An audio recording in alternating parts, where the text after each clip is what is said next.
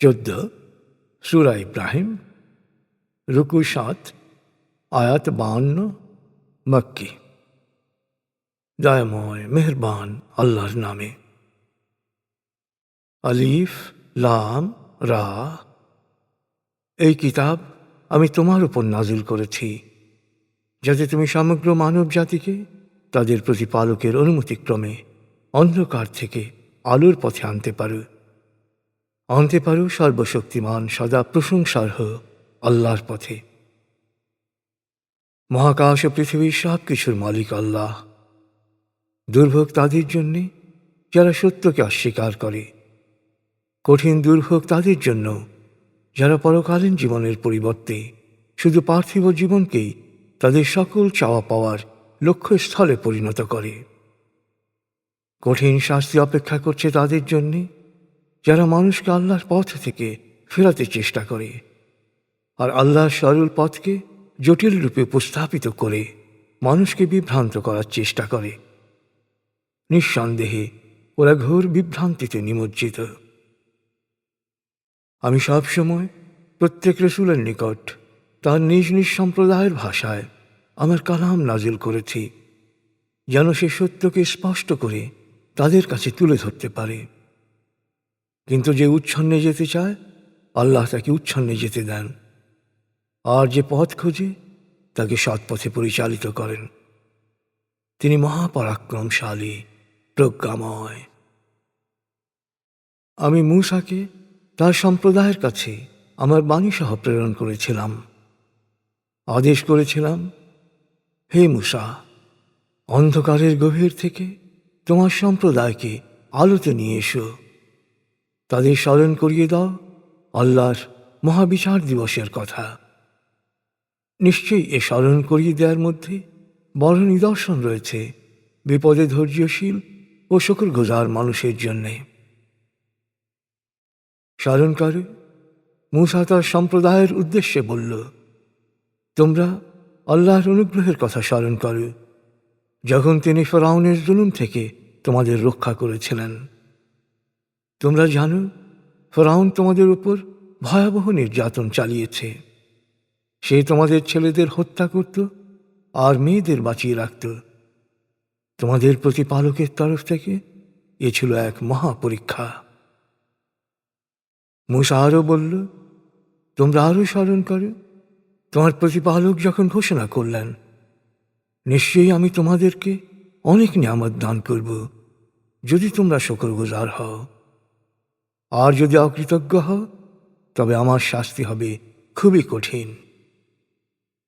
মূসা তাদের বলেছিল, তোমরা যদি কখনো সত্য অস্বীকার করো তবে তোমরা এবং পৃথিবীর সকল অধিবাসী জেনে রাখো আল্লাহ সব সময় থাকবেন অভাবমুক্ত ও প্রশংসার্হ।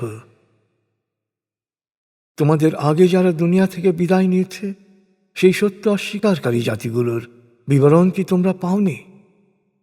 নূহ, আদ, সামুদ ও পরবর্তী অসংখ্য সম্প্রদায়ের ঘটনা যা বর্তমানে আল্লাহ ছাড়া আর কেউ জানে না।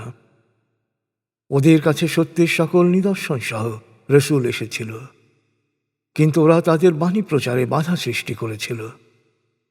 ওরা বলেছিল, যে বাণী নিয়ে তোমরা এসেছ তা আমরা সত্য বলে স্বীকার করি না। তোমরা যে পথে রাখছ তার যথার্থতা নিয়েও আমরা গভীরভাবে সন্দিহান। রসুলরা বলল, আল্লাহর অস্তিত্ব ও একত্বের বিষয়ে কি কোনো সন্দেহ থাকতে পারে, যিনি মহাকাশ ও পৃথিবীর সব কিছুর সৃষ্টিকর্তা?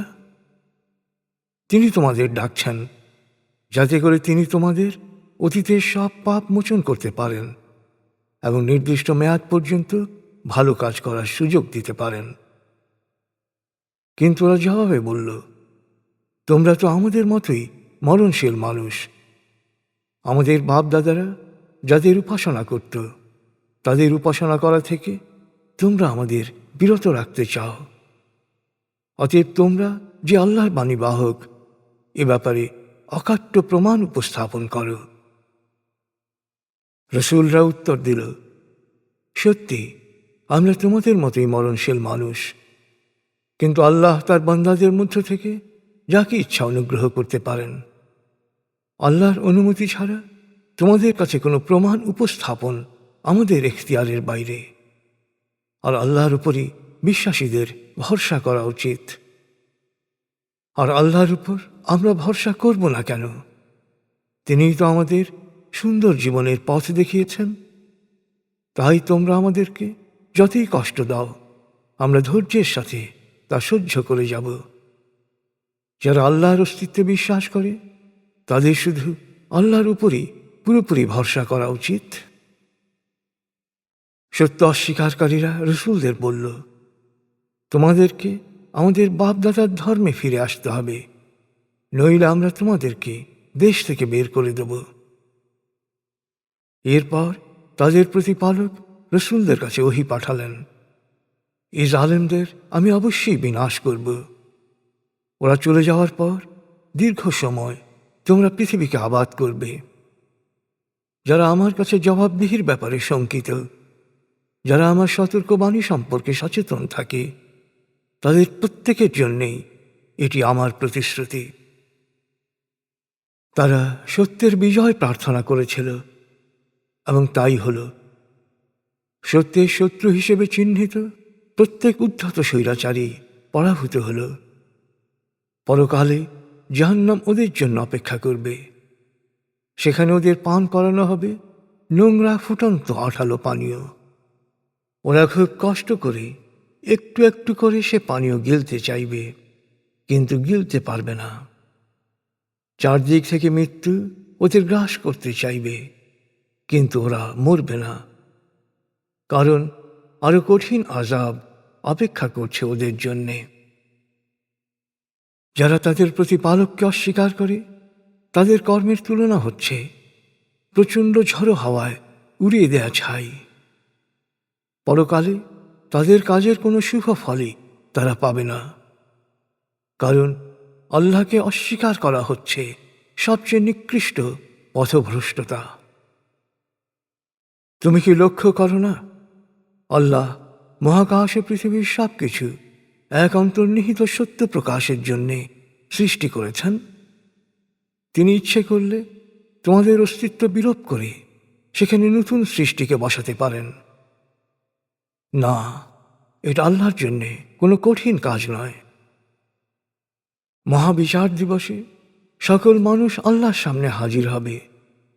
দুর্বল মনেরা, যারা ভুয়া তত্ত্বজ্ঞানীদের কথামালায় মহাচ্ছন্ন হয়ে নৈতিক দুর্বলতাবশত পাপে লিপ্ত হয়েছে, তখন ভুয়া তত্ত্বজ্ঞানী আত্মম্ভরীদের বলবে, আমরা তো তোমাদের অনুসারী ছিলাম। আল্লাহর শাস্তি থেকে আজ আমাদের কিছুটা কি নিষ্কৃতি দিতে পারবে? ভুয়া তত্ত্বজ্ঞানীরা তখন বলবে, আল্লাহ আমাদেরকে পরিত্রাণের পথ দেখালে আমরা অবশ্যই তোমাদেরও পথ দেখাতাম। এখন আহাজারি করি বা সহ্য করি, সবই আমাদের জন্যে সমান। আমাদের এখন আর কোনো নিষ্কৃতি নেই।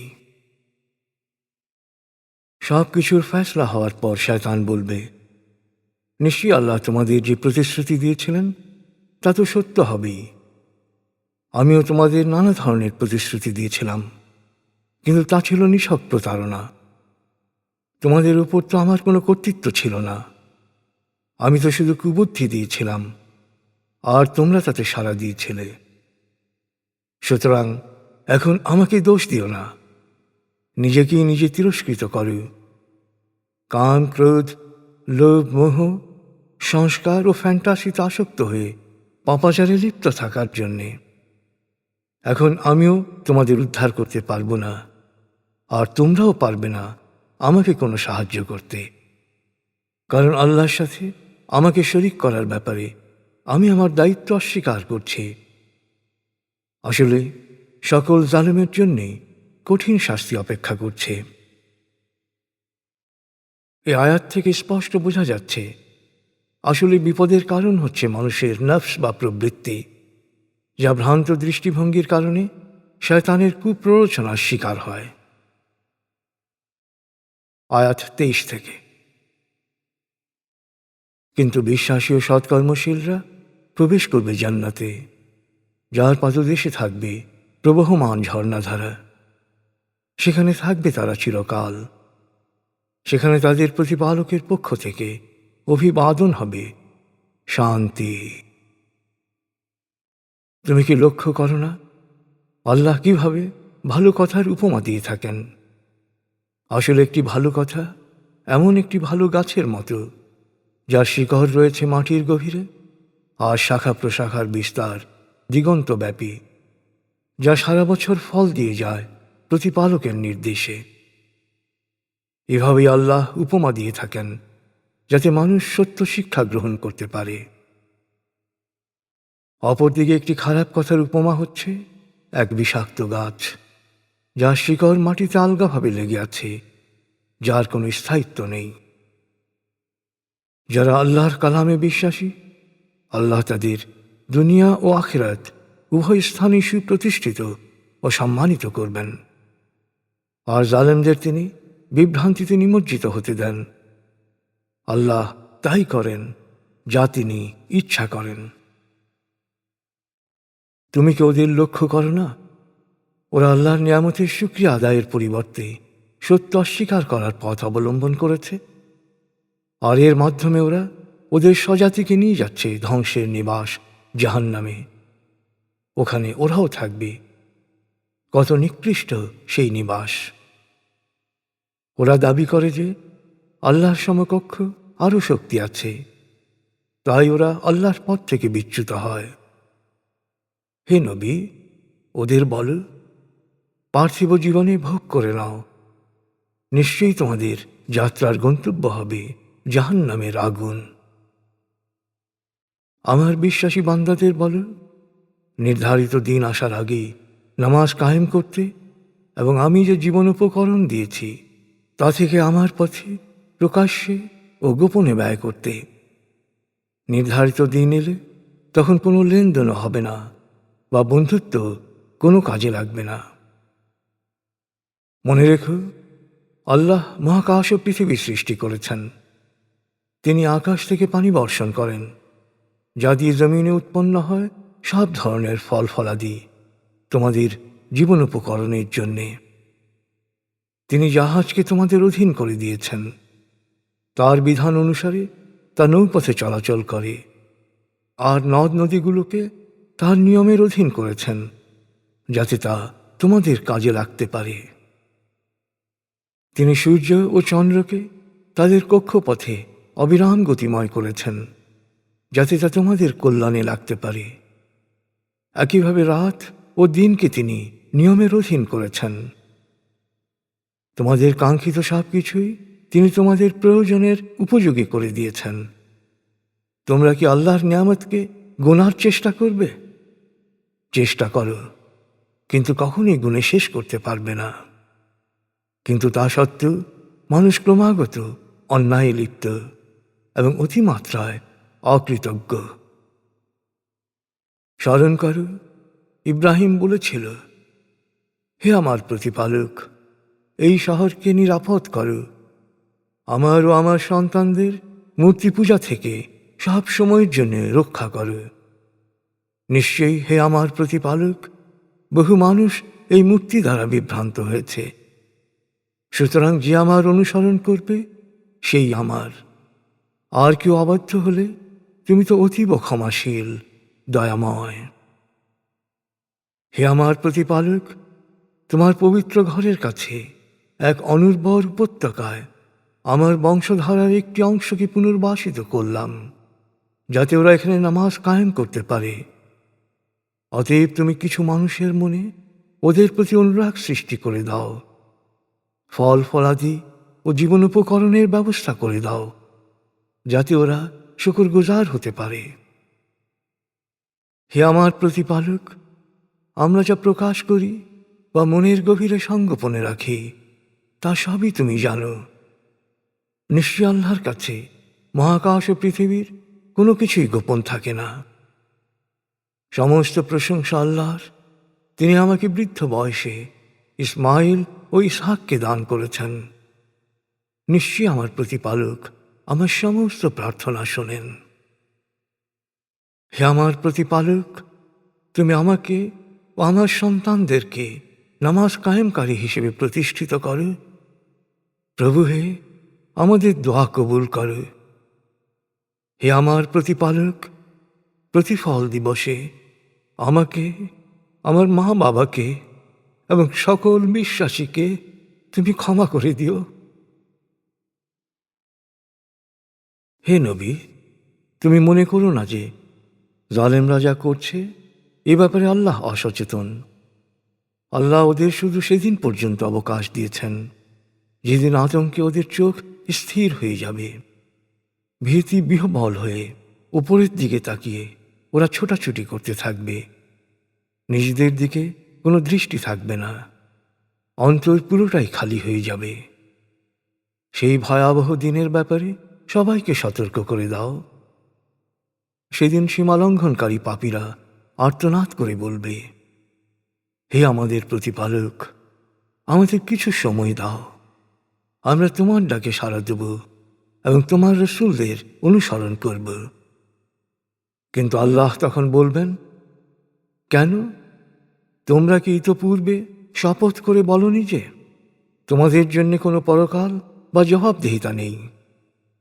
যদিও তোমরা বাস করতে তাদের আবাসভূমিতে যারা অতীতে নিজেদের ওপর নিজেরা জুলুম করেছিল, তাদের ব্যাপারে কি করা হয়েছিল তাও তোমরা জানো। তাদের দৃষ্টান্ত দিয়ে তোমাদের সব কিছু বোঝানো হয়েছিল।